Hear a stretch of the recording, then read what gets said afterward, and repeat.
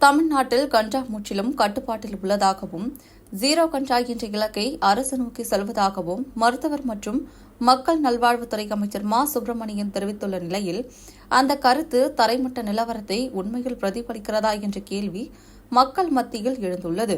தமிழ்நாட்டில் கஞ்சா முற்றிலும் கட்டுப்பாட்டில் உள்ளதாகவும் ஜீரோ கஞ்சா என்ற இலக்கை அரசு நோக்கி செல்வதாகவும் மருத்துவர் மற்றும் மக்கள் நல்வாழ்வுத்துறை அமைச்சர் மா சுப்பிரமணியன் கூறியிருக்கிறார். ஆனால் அந்த கருத்து தரையில் காணப்படும் உண்மை நிலவரத்துடன் செல்கிறதா என்பதே மக்கள் மத்தியில் எழும் கேள்வி. ஏனெனில் தமிழ்நாட்டில் கஞ்சா புழக்கம் ஒளிந்திருக்கும் விஷயமில்லை. பள்ளி மாணவர்கள், கல்லூரி இளைஞர்கள், தினசரி தொழிலாளர்கள் வரை பலரிடம் கஞ்சா புழக்கம் வெளிப்படையாக பரவி வருகிறது.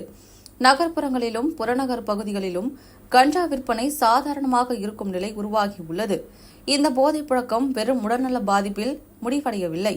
அது குற்ற சம்பவங்களுக்கான நேரடி காரணமாக மாறியுள்ளது. வழிப்பறி, தாக்குதல், திருட்டு, கொலை முயற்சி, பெண்களுக்கு எதிரான குற்றங்கள் என பல வழக்குகளில் கஞ்சா போதைப் பொருட்கள் பின்னணியில் இருப்பது காவல்துறை விசாரணையில் தெரிய வருகிறது.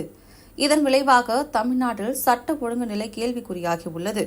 ரயில்கள், பேருந்துகள், பொது இடங்கள் கூட பாதுகாப்பற்றதாக மாறும் சூழ்நிலை உருவாகியுள்ளது.